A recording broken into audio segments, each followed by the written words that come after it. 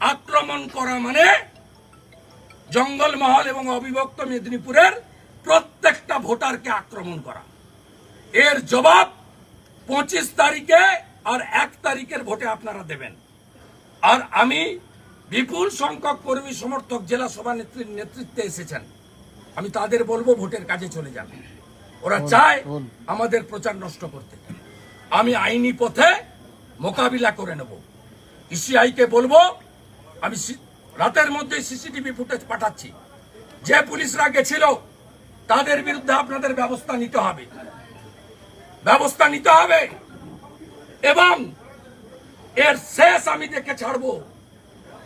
চোর মমতাকে বলে গেলাম, আপনাকে হারিয়েছি, আপনাকে প্রাক্তন করব, আপনার ভাইকে কোমরে দড়ি পরিয়ে টানতে টানতে জেলে নিয়ে যাব এবং কেষ্টমণ্ডলের সঙ্গে থাকবে আপনার।